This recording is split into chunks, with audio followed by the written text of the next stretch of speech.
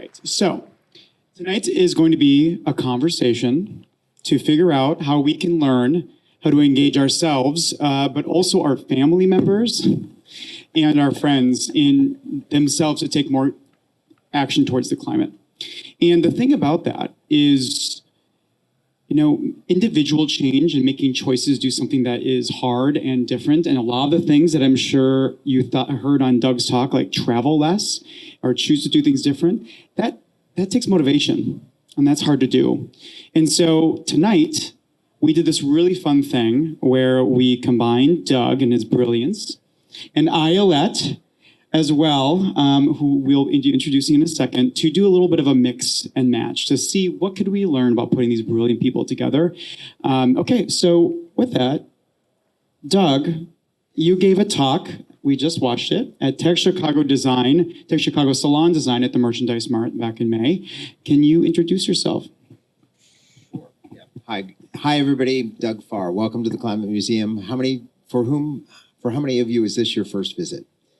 Wonderful. We want to get you signed up on the list and get you back for more events. So, what was your question, Dustin? So, Doug Farr, co-founder of the Climate Museum. Raise your hand if you're a co-founder. I see several. So there are about 25 or 30 of us that just met here every 2 weeks from January to May or so of 2023 to make this thing happen. We squatted in the space. We ran up a bunch of credit cards, and here we are. So, and we are now, as I said, the 8th climate museum in the world, and we're free and open to the public 10 to 6, Monday through Friday, and 10 to 2 on Saturday. You are encouraged to come back on your own or with a group, and if you want to sign up for a group tour, go on the website, and we'll talk about all that. So that's my introduction. Awesome. And the amazing Ayelet Fishbach, she gave her talk at TEDxChicago 2023. And we had the immense honor this year for TED to pull her talk up onto TED.com. That happens about less than 0.5% of any TEDx talks that ever happened, which means it's really, really good, which means you guys should look at it. I think it's about 1 million views, closing in on 1 million views. We're a little shy, so get it done. But that's the power of the platform, and please do watch it because it's loaded with some amazing ideas around little things that you can do to just help to change your life and be more motivated. I listened to it again today, and I was like, oh, there's... Recording in progress. Chock full of good stuff here. So Ayelet, could you introduce yourself, please? Well, after this introduction, I might as well stop here, right? Well, I am a motivation scientist. I am a professor at the University of Chicago, a behavioral scientist, also the author of Get It Done. I am not an expert on climate action, although I recently collected data from around 600 people of what they thought they should do about climate. Unfortunately, there is very little overlap with what you suggested they will do. Let's talk about it. Well, okay, so raise of hands. Who here resonated with what Doug was saying when people feel angry or disappointed or hopeless or not motivated when it comes to, when they say here, when you hear climate, you're just like, there's nothing I can do. It's just a hopeless systemic situation. What can I do? Raise your hands. Yeah. I will tell you, when I was working with you, Doug, and the team, I think the reason, we spent a lot of time talking about anger because I felt mad when I was working with you. But in working with you about everything, like, why are you telling me I got to fix it when I got to do the travel? But I think the fact is thank you for listening and changing your talk, but it really helped to, and I think I told you at one point, you helped me to actually take a lot of action towards climate. And I was changed, so thank you. So we're gonna start with Ayelet. When people are unmotivated or they feel they've lost their motivation or they can't find it, what does your work and research say about how do they find it again? Okay, so you cannot lose your motivation. You cannot find your motivation. Motivation is not a thing. It's not your wallet. It's not your car keys. Motivation is knowledge. Right? And so you basically need to know how to motivate yourself. You need to know how to motivate the people around you. Don't get frustrated about not having motivation. Just think about what you know, learn some. Okay, there is always good advice out there for how to motivate yourself and others, and it will be fine. Now, if we think about what does it mean to know how to motivate yourself, then I can say that it basically falls into 4 buckets. You need to know how to set goals. You need to know how to get from here to there. Okay, so how to sustain your motivation, how to deal with feedback. The third bucket is that there are always many goals. Okay, you don't just care about the climate unless you're that. Okay, there are other things you want to see Paris. Okay, and so you need to navigate these other goals. And then the fourth bucket, which might be the most relevant here, is that for almost everything that you do, you don't do it alone. You do it with others. You do it in the presence of others. And with climate action, it really matters that we inspire others, that we are doing it together, and many interventions, much of the knowledge of motivation falls into this bucket. I remember in your talk when the kind of the big line that got a lot of laughs and kind of like an aha moment was, you can't lose, you never had your motivation in the first place. You don't own it, right? You don't lose it like your car keys. It is knowledge. You can learn to become motivated. And when I realized that, I think there's always this moment you have to look around at yourself and look at yourself and other people and say, wait, I've made it through the life this far. I'm a smart person. I can learn new things, such as how to motivate myself. I just have to Google it or whatever AI tool you use. All right, Doug. As we approach Thanksgiving in a few weeks, going off this, what advice do you have for people here about how to overcome their fear and move into a place not only of their own individual action, but to decide that this might actually be a topic worth talking about with their family at Thanksgiving? Thank you. So, fact check, Thanksgiving's a week from today. So, bad news. Yeah, okay. So, who will have a Thanksgiving dinner next week? Who has it with family and friends, something like that? So, the wrapper on this talk was to bring it up at Thanksgiving. And so it scares the bejesus out of me, this idea. So we're going to work it through together. But I'm going to give you some hints. So one is, and I hope Ayelet will sort of correct me and comment on this, is that, like you said, we don't do anything alone. And there's a lot of research that says people are motivated by what the people around them do. We are social beings. So if the classic study is in cigarette smoking. If you're my friend and you quit smoking, I'm more likely to quit. If you're my friend and you decarbonize your house, I'm more likely to decarbonize my house. Mark buys an EV, same. So as we socialize it amongst the people around us, that's how social contagions spread. So number one. Number two, since you're already stuck with your family and you're looking for things to talk about, and politics are especially off the table right now. So let's talk about climate. I'm going to give you a couple of sort of easy ins to sort of bring this up at Thanksgiving a week from today. Number one is you can just make a news report, which is, have you heard there's this thing called the Climate Museum downtown? So it's a new cultural institution. It's the city's newest museum. A bunch of people got together, started it. It's a really fun startup story. I went there last week. Let's take the family, right? So it's free, open 6 days a week. So that's an easy one. That's just kind of a let's do this thing together. Second thing that I was going to say was there's, if you get a chance on the wall over there is a thing about blue zones. Have people heard of blue zones? They're places on the earth where people are arguably the most contented and healthy of any members of our species, and they live intensely local lives. They grow up in a place, many of them never leave, which is the opposite of how Americans organize their lives. I'm going to go to the Bay Area and get a tech job. I'm going to New York. I'm going to be on Broadway, blah, blah, blah. Like we fly over, we move all over the place. A question to bring up, to consider at Thanksgiving dinner, which is a kind of longer family question, is where are we all going to end up? Where are we all going to decide to age? The number of people I talk about, said, Doug, you're talking about getting together at Thanksgiving. Do you know our family reunions at Thanksgiving involves 6 airports because everyone moved everywhere else? And so every day in a blue zone is Thanksgiving because you are on the block down the street from your whole family friend network. Imagine every day was Thanksgiving. So have that conversation, figure out how to end up in the same place, maybe even stay in the same space. That's one. And then lots of things about setting goals. I don't want to run on. I'll make sure I give you. Ayelet, do you want anything you want to add to that? No. I'm not sure everybody wants their family on Thanksgiving every day of the year. Okay, so just let's keep this in mind. But what is the question I'm answering? I'll say one thing and then I'll move on. What I appreciate about that response and about how we start engaging in actual conversations with our family members is instead of using the word, let's talk about climate change or climate action, I think there are these words nowadays. I think we all know those words have become so political or so charged that they just cause you to turn off as soon as you hear them. And you found a different set of questions that approach it at a way that makes it feel like, oh, I can convene. We can talk about this. Let's just talk about our futures. You invite them into a conversation and you help each other see each other and what they want for one another and then you can steer the conversation in a direction that is interesting and informed and maybe better for the climate, but you don't even have to say it is. That's interesting to me.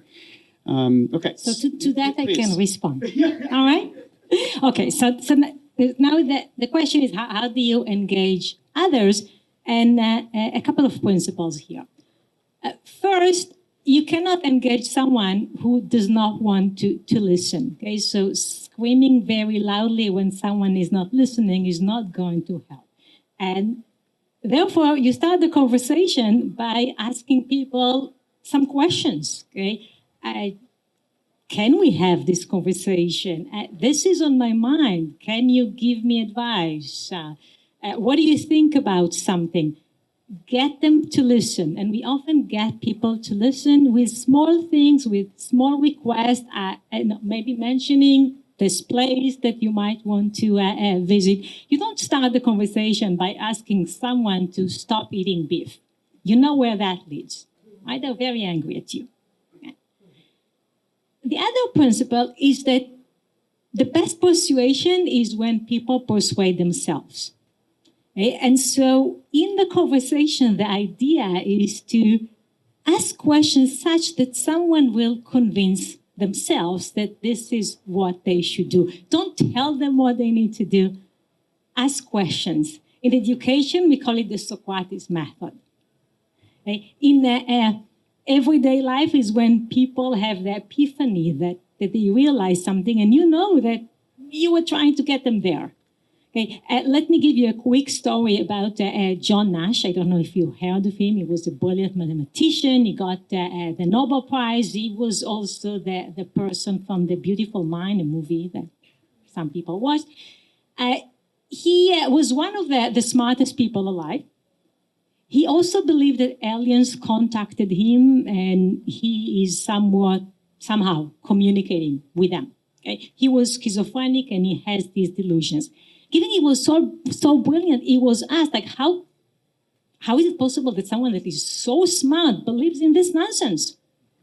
And his response was, I believed in it because it came from my mind. Okay? And what comes from my mind, I take seriously. Okay? And so if you can get people through your questions, through the conversation to come up with ideas, they will take them seriously. That was great. I've been so looking forward to this because I was going to get a lot smarter. I knew that. So it just happened in a burst. But so, a couple things, other things. You're sitting at the kitchen table and the questions that come to mind are, these are all things looking at the world through a climate lens without using the word climate. That's kind of a bit the trick, right? So one is, I think if it's a painful conversation, you're probably doing it wrong. So that's one thing. I don't want anyone to go and do a painful conversation. So ask the questions, and I'm going to prompt these. So one is bucket lists, which is something that sometimes comes up like, oh, what's on your bucket list? And bucket lists are a nefarious anti-climate weird thing because it's basically a list of 12,000-mile plane trips that you commit to take during your lifetime. That's what a bucket list is. So like, really, who came up with that and why is that a good idea? So number one, but this idea of setting priorities and going for longer trips, like the proportionate idea is if you're going to Japan, go for 6 weeks or 3 months. Don't go for a week or a weekend. So that was one, a way of making yourself happy. Second thing is really pedestrian, but everyone has a house or an apartment. Your equipment, your appliances wear out, right? So like hey, the stove seems like it's on the fritz, like it's going. Are you going to get a new one soon? That's an opening. Hey, there's this incredible display of these appliances and devices down at the Climate Museum. I hear they're better appliances. Like that one's healthy. It boils water twice as fast, the induction cooktop. So you're selling something that's better, not a climate thing. So, and I agree with you. I don't ever talk about beef with anybody because it's just not a winning topic. And that reminds me, in working with both of you, there's an interesting intersection about this idea of time as a really significant, it has significant impact on our own motivation and how we see time. And I think you just talked about your bucket list. You mentioned a few things where there are some things that, yeah, you can probably do these things today. You could probably make change, and they're small, but those small things matter. Versus, hey, changing your travel or changing your home will probably take a little longer, but I think there's probably a little difference about how you look at those things. And I know you talk a little bit about, I think, how you change the time length of goals to stay motivated. Can you start by talking maybe a little about that, and you can finish about how that fits in? How you think about time? Yeah, think about time, and I believe there's a specific type of goal setting and shortening that I think helps with motivation. Yes, so sub-goals are often the way to go, okay? Break it into small segments. Think about something that you can do, okay? Something that you can do this week, okay? Something that will immediately feel like we achieved something. Some of the things are really big, okay? Getting a new car, we don't get a new car every day. So if we want to switch to EV, well, that might take time, okay? Changing our house, for you, it's a 5-year project. I guess for other people, it's a 20-year project, okay? They're less efficient. Yeah, aiming for 5, right? So like it's hard. And so break it into sub-goals. We know that when we only have one goal that takes a long time, then there is the middle problem, which means that we start with enthusiasm. We might be enthusiastic when we get there, but we lose our stamina in the middle. I also want to say that often when we think about what we can do, what people tell us are things that are quite expensive. Okay, so everybody says recycling. Okay, they all hear that. But often we think about what we can do that will cost a lot of money. Okay, that will be very hard to do. Okay, people say EV much more than they say taking public transportation. Okay, people talk about changing the house in a way that is hard and not maybe you should downsize, maybe you should live in the city of Chicago in an apartment, which is going to be really cool and better for the environment. So don't think about the most expensive things. Think about something that is more durable, that is cheaper, that is possible, and have a conversation with others. Just ask for their advice, okay? See what others are doing. Going back to the social aspect, it's true that we are very much influenced by others. It's interesting to know that we are influenced by what others do, but we're also influenced by what they want us to do. And we are actually even more influenced by what they want us to do. So think about your online shopping experience.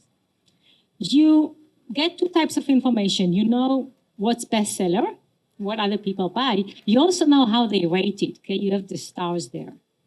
Okay, turn out people care about stars much more than about how many people got this thing.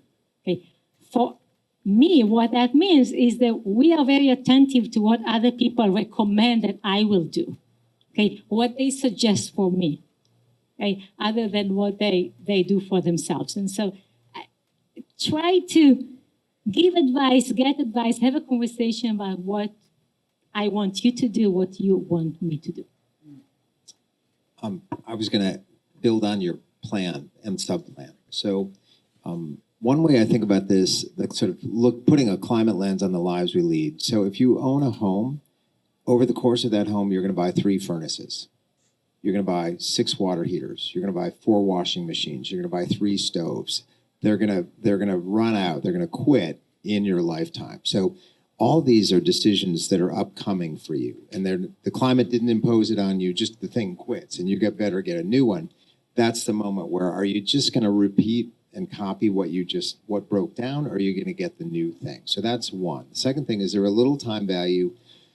We'll see how the politics played out, but under the Biden administration, they passed the Inflation Reduction Act. If you haven't heard of it, it's subsidizing the incremental cost of going from a gas device to an electric device, cars, stoves, furnaces, all that kind of stuff. So we'll see how long that's in place. I hope it's in place for a couple of 3 or 4 years, but it may not be there at the end of the Trump administration. So the next year or two may be an opportune time to act. So that might be a kind of thing, and that's the subsidies are in place to make them cost neutral. So people are opposed to spending more money, understandably, but if it quits and it's the same money and it's better, why wouldn't you want to do that? So that'd be the thing. This is great.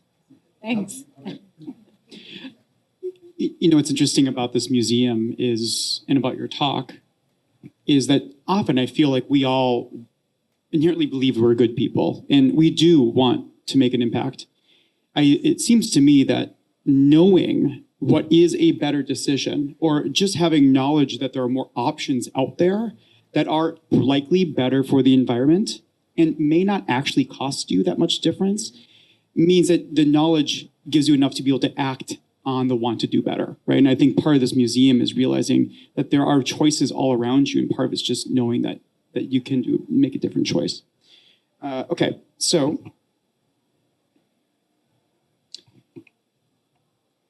I think I'm still okay. Great. So at the heart of your talk is the idea that taking climate action will rely on our friends and family keeping us accountable. How might we apply this idea to Thanksgiving with family and friends? And keeping us and us keeping them That was such a accountable. hard question. I had to type out the answer. That was a really hard one. Let's see. Well, I think what's interesting about this museum and the tours that I've had the pleasure of giving, dozens and dozens of them, and maybe I've inflicted that on some of you, so I apologize. But it's hard not to start the tour with a kind of reflection on philosophy and kind of why you're here, what your values are, what impact you want to leave, what legacy you want to leave. So that climate is part that. What kind of person am I? Am I leaving behind a place better than I found it? All those kinds of things. So that's one. I do think you have a question on love. I'm going to jump ahead to love. So, because I do think we have, thanks to Justin Dabb, we have some kick-ass speakers there that actually go to 11, like Spinal Tap. And I mention this to say that climate can be a kind of downer. It's not a downer around here. When you get in the door, we avoid fires, floods, famines, all that kind of stuff. We are just here about what you can do. And so I think it was referenced in the talk, but the little kiosk that you vote on the way in and vote on the way out, this little experience of wandering through this 100-foot little museum takes people from pessimists to optimists. And it's very hard to get, and maybe Ayelet will comment on this, it's hard to get people motivated when they think something's hopeless, right? And so people walk in the door hopeless, and they walk out the door not hopeless. And so that's step one in the sort of empowerment. Maybe I put you on the spot, and maybe you can help us solve a couple problems. So step two in our theory of change is to then get people to make specific pledges, and to do so publicly in front of family and friends. A pledge where you click a box on a website and it goes to an anonymous server in Nevada or something like that, not compelling. Saying in front of everybody at Thanksgiving dinner, over the next year, I'm going to do X, whatever X is. I'm going to pick your thing. That whole family and people you care about witnessed you and you said it. And that pledge is more powerful than I think it's way up there. So we're trying to figure out how we capture pledges. So the whale behind you is called Pledge Central. We're working on that. And if you haven't seen it, Linda's there pointing to it. And then the do your part wall in the back is this idea that we all have agency. In the talk, I talked about the limits of where government reach stops. Government will never come into your house and tell you what stove to buy or what furnace to burn or what food to eat or any of those. That's sort of all on us. But we all have agency, including children. Sort of like everyone has agency, and their child's agency may be to nag their parents to do something, or nag their grandparents. I'm not going to Nana and Dada's ever again because they have that scary gas stove. Like, say that if a grandchild says that to a grandparent, that stove is toast. That stove is so gone. Like there's powers and leverages. But if you happen to be the governor was actually here and wandered through the whale. These pictures are wonderful. But like a governor has incredible agency. But if you have a business, you have agency through your business. If you're active in your block club, you have influence and agency. So this is the idea of inventory those things over which you uniquely have authority over, control over, and take all those actions. So it's a lot, and it's probably I already broke the bank by saying do it all. So Ayelet, correct me, please, help.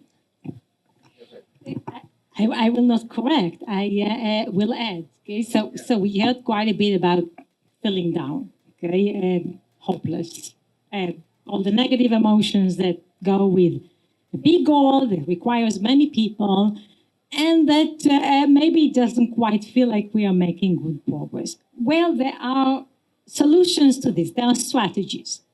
One strategy when we are tackling something big and we are very far from achieving it is to look back at maybe the baby steps that we already took. Okay, at the glass which is not half full, but maybe it's 2% full. Okay, maybe we did something. Think about any other goal. Think about, I don't know, getting a college degree. And when you just start college, you don't say, oh, I still have so many years and so many classes. You say, well, I already got here. Maybe I already did the first reading. Maybe I finished the first semester. If you're in a 4-year college, probably only after 2 years, you start looking ahead and say, well, I still have 2 years. Okay? I still have 1 year. I still have one class. We are probably not at the 50% point for solving climate issues, right? And so let's look back, okay? Because looking ahead, you really need to have the stomach for this. Okay? But looking back and saying, we did that much might be motivating. Well, thank you. So, so does everyone know when Earth Day is? April. A lot of people think it's 420, and you're high. No, it's 422, April 22nd. So 420, and then sleep it off, and then it's the day after that. So that's our high holiday around the Climate Action Museum, and we had a wonderful event here. Do we have can you see on the top of the wall there the Tom Skilling doll? Can you point it out? So we gave out the Skilling Awards. So you've heard of the Oscars and the Emmys, and we had Tom Skilling here. So that's a Skilling bobblehead, and if you give a donation of 4 digits, we'll get you a Skilling bobblehead. They're very popular. But what we recognized this past Earth Day were climate action leaders in the region. And I just wanted to shout these out because this is just amazing. You think the progress is made on the coasts. The Village of Oak Park passed the region's first new building code that bans gas from new buildings. Oak Park, Illinois. Okay. Home of, Ernest Hemingway and Frank Lloyd Wright and all those people. Gas ban. So it started in Berkeley, California, and it went to Oak Park, Illinois. So Evanston's about to do it next. Chicago will take a while. Yeah, Evanston fans, you're second. Okay, just point that out. A series of developers got awards who are doing all-electric, super efficient, passive buildings in Chicago. That you'd think that was a coastal thing. That's a Chicago thing. So like, example after example of people that are, where's it's moved over here. We gave an award to a manufacturer that makes heat pumps that use CO2 as the refrigerant. And refrigerants are part of the F-series gases, which are a significant greenhouse gas contributor. CO2, if it escapes in the atmosphere, we just don't care. The atmosphere's got plenty of CO2. They invented an absolute solution to a challenge we all face. We gave them awards. So like the answers are out there, and it's spreading. And so, to your point, like let's acknowledge where we came from because we were really making progress year to year. I love it. I would say that already changes the conversation to let's look at the good things. Yeah. Right? One more thing about this, let's also think about climate action as something that gives us purpose, okay? It's our goal, okay? Now imagine life without purpose, without goals. That doesn't sound that exciting, right? So yes, it's a difficult goal and it might get more difficult in the next 4 years, but let's do it, okay? Let's stick to it. We will feel very good when we make the next baby step. About maybe your future awards, you should consider our speaker from TEDxChicago 2024, Alessandro Rotoloria, over at Northwestern. Was anybody there at that event to see his talk? Okay. Yeah, we'll post it soon. He's doing some really cool technology where they have figured out how to harness the heat coming out of the underground and repump it back in. So it's really, really cool. Yeah, really cool stuff. And they're bringing it so you can just pop it up.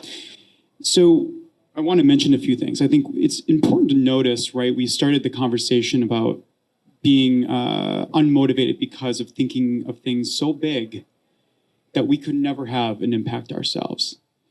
And I think a lot of the conversation here has been focusing on like, hey, no, let's get rid of that thinking because each of us have a part to play, right? And that and this is part of your talk, right? We can't rely on someone else to do it.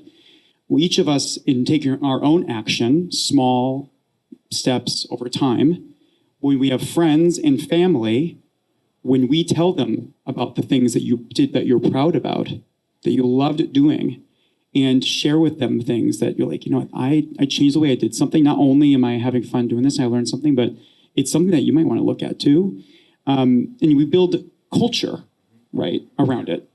I think the biggest thing we talked about when we were looking at your talk is that the big aha moment for me was that climate action is about culture. It's about friendship. It's about love. It's about connection. It's about caring for each other. Because if you care for the environment, you're with me, and you do these small things, it means that you care about the world and you have similar values to me. But it is about your individual choice. And I appreciate you reminding me that looking back matters. I think, over the last few weeks, I was feeling pretty down, right? And I think also, anybody else kind of beat yourself up a little bit? Anybody else here like your worst critic? Yeah, okay, come on. I remembered what you talked about, which is so important to look back, because in looking back and say, wait, what are the triumphs? Even the silent ones that no one else needs to know about. And the small wins from the last few weeks, and the things that you did do right. And you realize, wait a minute. I'm focusing on me being a horrible, unmotivated, unable to do anything person based on the 5% of the time I do things that maybe I wish I could have done them better. Giving yourself feedback is part of what makes you great, right? So I love, and of course I just got right back to going to work. Okay, cool. So thank you. So I'm going to move into our final question now, and I think who's here is involved in like planning a Friendsgiving, running one, contributing to one, or Thanksgiving. Sorry, Friendsgiving's here. Okay. And or are any of you, like some of us TEDx organizers, are conveners? We plan events. We bring people together through events and experiences. Yes. So, Doug, can we get a little tactical?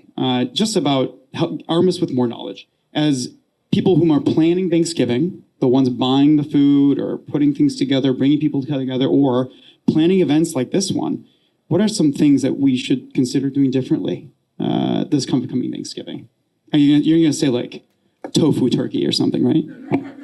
I would not mess with the traditions. To Ayelet's point, don't talk about the beef, don't talk about the turkey, the cranberry, any of that stuff. I would recommend more alcohol. That always I think is kind of just generally good advice.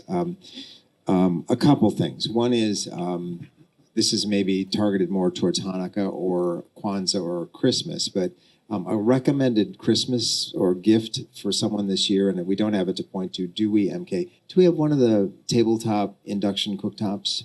Have we given them all away? Yeah, we'll show you. For $100, you can get yourself an induction cooktop and try out induction cooking. And this is a big deal because there's one, I'll give a little background and then give you the kind of, this is the starter drug to electrification. So the city of Chicago, there's 1,100,000 buildings in the city limits. So there it is. Carol Merrill, lovely Carol Miller, staring out with our induction cooktop. So this is available, and this is a pretty good model. I have this one at home. And so if you live in an apartment, people say, oh, I can't do anything, I live in an apartment. No, you can buy this and plug it into your wall and cook on it. You need a pot that has iron in it, which tends to be a nicer pot. So people say, oh, I have cheap aluminum cookware. Okay, spend $20, get a better cookware. But for $120, you could have a $100 cooktop and a $20 pot and cook. And what's lovely about it, there's several things. You know, when you go in to smell the sauce, when you smell the sauce on this one, you don't also inhale toxic gas pollution, which is like, causes 1 out of 7 cases of childhood asthma, is leaning over your stove to smell the pasta and or whatever the sauce is like, oh, I have to take a big lungful of gas, right? So you don't have that. So if you're a cook, you'd love this. It boils water twice as fast. It'd be a great stocking stuffer. Just saying, $100, and that would be really great. So that's maybe a little bit planning ahead. I just do think what's interesting is, this is not settled. I would say this is not settled. Daniel Kahneman's comment about maintaining social pressure. I'm not a nag. I'm really not. I'm a fun guy. I like people, even when they're doing things that are kind of climate sideways. It's still, I love them anyway. Like I don't come down on people. So it's a little hard. So, and I don't think anybody wants to be the nag anyway.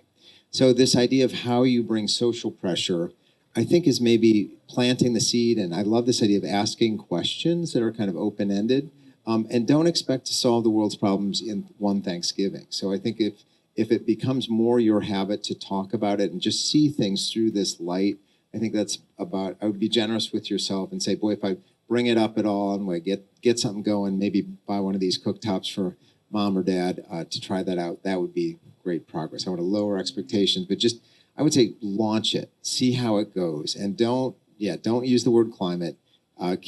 Talk about something you care about and love in a way that has climate implications, and maybe that's the way to do it. Yeah, that'd be my advice. Okay, I'm now trying to think of advice that's going to be as practical as you just gave me an idea for my gifts for my friends. I can't be that. Okay, that's such a great idea.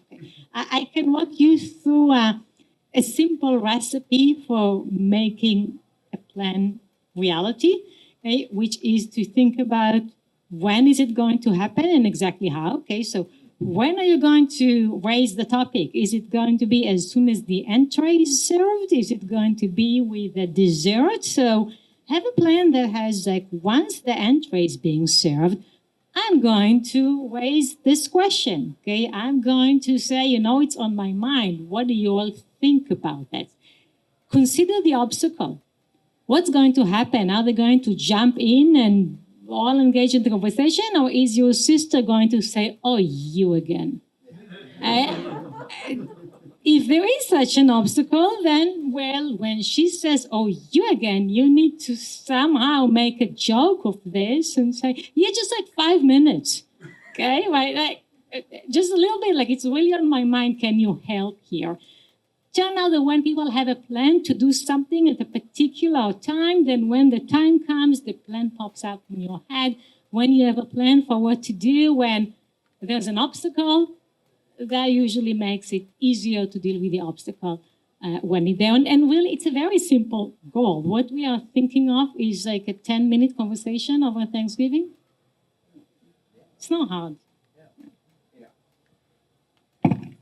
I don't think of it as one sustained 10 minutes. I think it's, you get multiple little hits there. Like, we're going to talk about vacation. We're going to talk about, I don't know, where I'm going to move, all that kind of stuff. So I think, I'm improvising here, but this idea of, like, I've been thinking of taking a road trip.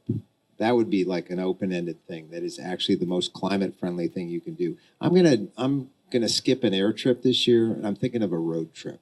What's the best road trip you've taken in Illinois? Like that. That's a very climate-friendly conversation to have, and you never mentioned the word, right?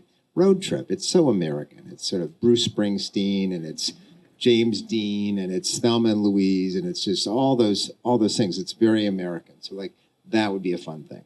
So we can break it up into a little bit. Yes. So I made this dessert with nuts because I visited this museum downtown. They say that nuts is very good for the Yeah. environment. Who you calling nuts? Who you calling nuts?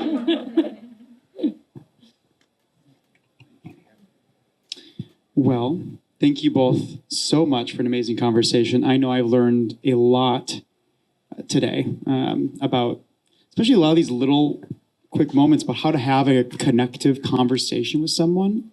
You know, I'd appreciate what you just said is motivate and show others the way through yourself, talking about what you're going to do differently, right? So, you know, I think I'm going to travel a little less this year. I'm going to stay local. It's going to save me some money. Maybe it's better for the environment, right? So, well, that, I think, concludes. Can we give these folks a round of applause?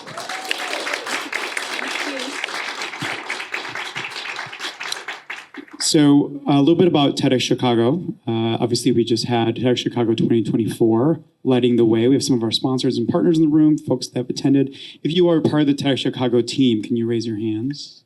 If you're able to, yes. So if you want to learn more about what we're up to, these are some of the coolest people I know, in addition to the two of you. And if you're part of the Climate Action Museum, can you raise your hands? Thank you so much. So we do hope to do, as TEDxChicago, more of these experiences, these community experiences. We know that going out to spaces, convening some of these amazing people we're meeting, matching their ideas to see what we learn is well worth it and super fun. So we're open and want to hear about cool ideas and ways to get out into Chicago in unexpected places and just use Chicago as our biggest lab for R&D and convergence of knowledge and culture and citizenship, which is what we're all about. And so also, I think before you get up and run off, I would ask, take a moment and think about what is one thing, one goal in the near term that's easy and accomplishable, that is climate action oriented, that maybe you can do during or around Thanksgiving. Think about it for a second, share it with your neighbor next to you. And then once you're all done, we have wine, we have libation. It's going to be great. We're going to hang around and chat for a little while longer, okay? And you're welcome to hang around for as long as you wish. Well, until we have to close. And if you have joined us from the live stream, thank you so much for joining. We really appreciate it. Hopefully this was enjoyable. All right, folks, thank you so much and have a very good evening.